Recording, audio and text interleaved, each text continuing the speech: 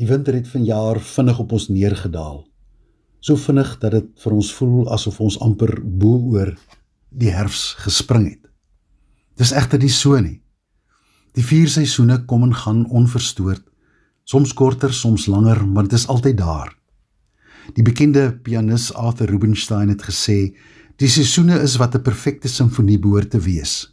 4 bewegings in perfekte harmonie met mekaar. Wie al ooit in die herfs of sogenaamde fall deur die boomryke dele van Amerika gereis het, sal weet waarom mense dit al beskryf het as van die mooiste natuurtonele wat hulle al ooit gesien het. Ons mag dink dat die herfs die einde van die somer beteken, en daarom nie goed is nie. Herfs kondig egter 'n besondere rustyd aan. Dis nie 'n stukkie afdraande pad na die somer nie, dis 'n crescendo na die somer en die oes.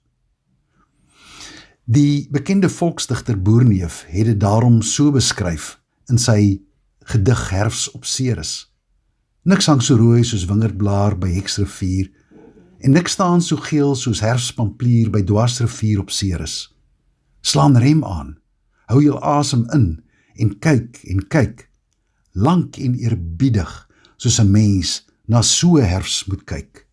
Laat dit inbrand in jou verlatertyd, die warm, geel en rooi verlatenstyd. Herfsttyd is 'n tussentyd. Dit gee ons 'n sagte landing op pad na die winter. Die verskillende kleure wys ons watter dinge daar agter die somer lê. Die kleure is warm, soos die populiere se herfsblare in die Oos-Vrystaat. Dis egter ook 'n voorbereidingstyd. Dis 'n tyd vir stil word en nadink, hout maak vir die winter en klere uit die kas haal. Dit waarsku ons dat daar 'n ander tyd op pad is. So het die lewe ook sy herfsttye. Die moeilikheid is dat ons die lewe dikwels so gemaklik en vinnig inrig, dat ons nie meer die herfsttye raak sien nie.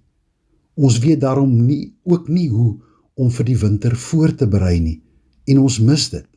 Dit laat my dink aan Matteus 24 vers 38 wat sê, in daardie dae voor die sonvloed het hulle geëet en gedrink en getrou, tot op die dag dat Noag in die ark ingegaan het. Hulle het nie besef wat aan die gang was nie.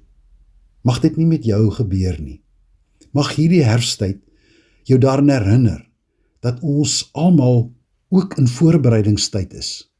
Voorbereiding vir die winter, dalk voorbereiding vir 'n nuwe seisoen in jou lewe, maar veral ook met voorbereiding op God se somer, wat ook weer op pad is.